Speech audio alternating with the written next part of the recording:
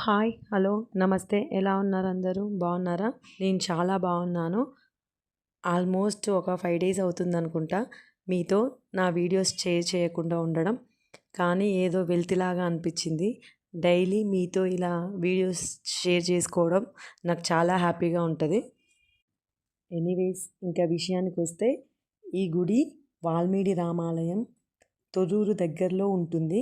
మనం అనుకుంటాం ఎక్కడెక్కడో ఉన్న గుళ్ళు కవర్ చేస్తాం, కానీ మనకు దగ్గరలో ఉన్న గుడి గురించి మనకు తెలియదు.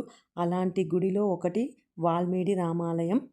మేము వెళ్ళినప్పుడు ఏంటంటే శ్రీరామనవమికి ముస్తాబవుతుంది ఈ గుడి.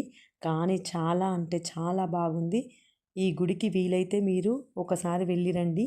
ఈ గుడి ఒక కొండ పైన కట్టారు. కింది నుండి వెళ్ళడానికి మెట్లు మార్గం గుండా వెళ్ళవచ్చు.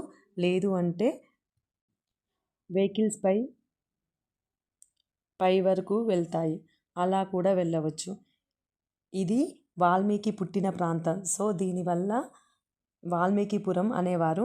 కాలక్రమేణా వాల్మీడి గ్రామంగా పేరొందింది. పాలగుండంలో శ్రీరాముడు స్వయంభుగా వెలిశాడు. ఈ పాలగుండం ఎల్లప్పుడూ నిండుగానే ఉంటుంది. ఇది శ్రీరాముడు నడియాడిన ప్రాంతం. ఇదేనండి మనం మెట్లగుండ నుండి వెళ్ళే ప్రదేశం. కానీ వీలైతే మీరు ఒకసారి వెళ్ళిరండి, చాలా బాగుంటుంది. చాలా అంటే చాలా బాగుంటుంది. ఓకేనా? Bye bye bye.